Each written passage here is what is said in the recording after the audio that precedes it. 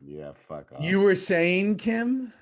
I'm just saying that not only is our boy Dominic Pagone in his usual chair, the backdrop is stuff that, you know, are you going to share with me sometime down the road, or what's happening?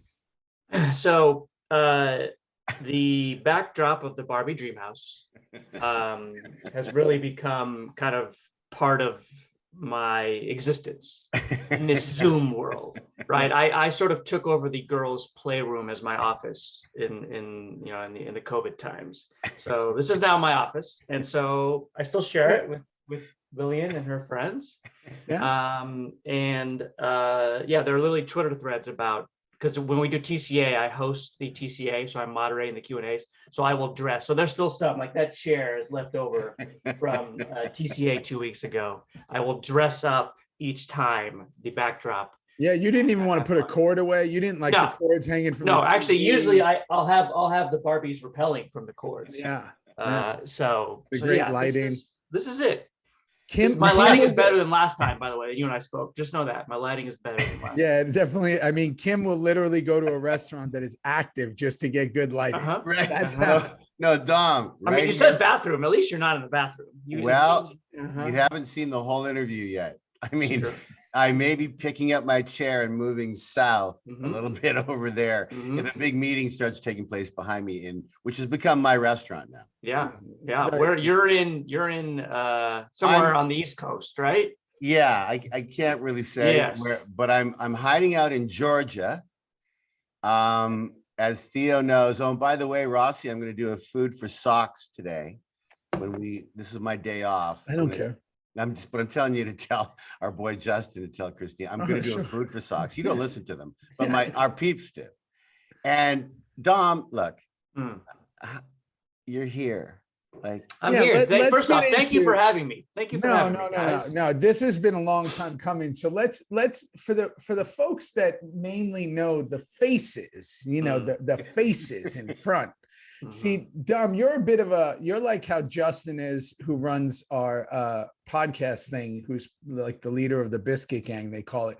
You were kind of the de facto, like everyone knew who you were, who were like super fans of Sons. Obviously, you've dealt with most of them. Yes. And then us three would have literally been all over the world together. Yep.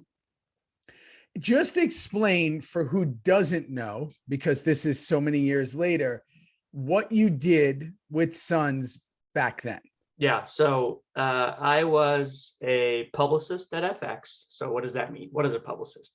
Explain, please. Yeah, it's kind of hard to explain, but the basic function of a television publicist is to get journalists to write about your show, or to get talk shows, get the actors on talk shows, to run the red carpet. When you see the red carpet and you see the people that are kind of moving folks along, those are the publicists, right? So really sort of the grinders on the promotional aspect. The difference between marketing and PR. Marketing is paid media, PR is earned media, right? We don't pay for PR. So we work hard to try to get people talking about the show. So my role was the publicist on Sons of Anarchy. It was still fairly early in my career. I launched my career working on The Shield, right? So it's like, damn it, son. Did you? Like I was The Shield, it was Nip Tuck, it was Rescue Me, it was Always Sunny in Philadelphia, kind of those 4 shows in a row. So it was quite the run there. And then, in 2008, The Shield ended, and then here came Sons of Anarchy. So, I knew Kurt a little bit. I had a great relationship with Sean Ryan, who created the Shield, but, I knew Kurt a little bit. But little did I know what was to come. Did you know, because it literally took over all our lives, but it mainly took over yours. I think what I'm so interested in is because I know from our POV, the way it was, like when we first started, you just said it right. We were at the upfronts in New York. The Shield was on its last upfronts. We were on our first. I was obviously, like you, a giant fan of the Shield. So I was like so hyped to see those guys. And it was like this, not a passing of the torch, because nobody knew if we were going to last one season. We were hoping we would be the next, because we had so many similarities. Obviously, Kurt worked on both, right? When was anyone interested in our show in the beginning at all, or was it like a tough sell to anyone? Yeah, it certainly took a while, and obviously that there were well-known actors, right? I mean, Katie Seagal, Ron Perlman. Charlie was still kind of on the beginning stages of his career, but then you had some amazing character actors like Kim, like Tommy, like Boone, and then some newbies, sort of you and Ryan. I mean, Ryan had done some film work too. So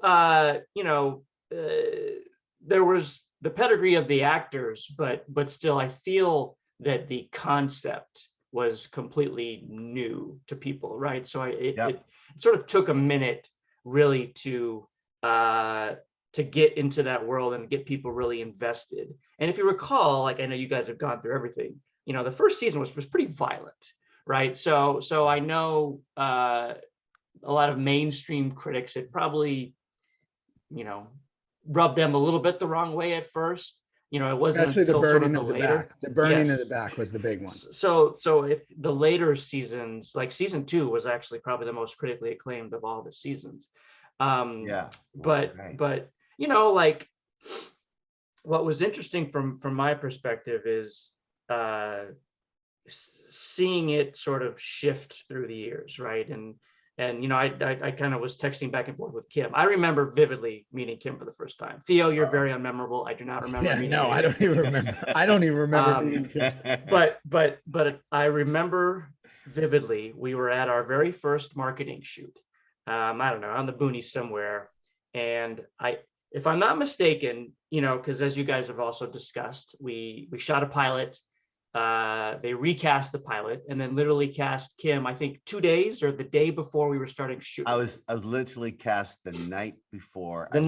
So that was probably a Wednesday or Thursday, right? Correct. Then on Saturday was the marketing shoot, right? Yep. So we're in the middle of nowhere, and there's like this big easy up.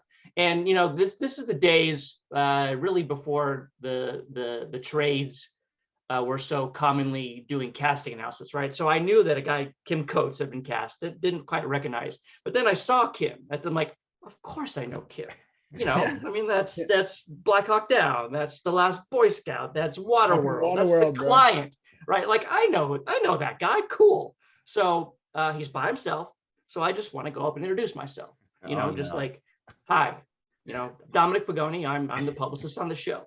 So Kim, Kim's taller than I am, so he looks down, and those intense blue eyes will just stare right into your soul, right? So he's like, Kim Coates, how you doing? Listen, this is what I told Kurt. All right, I've played a psychopath before. Okay, I'm not going to be your normal psychopath. And he starts on this soliloquy about Tig and the character and Kurt. And it maybe lasted a minute, 2 minutes, but it was like a half an hour, and I'm just there by myself, looking around. Okay, nodding my head.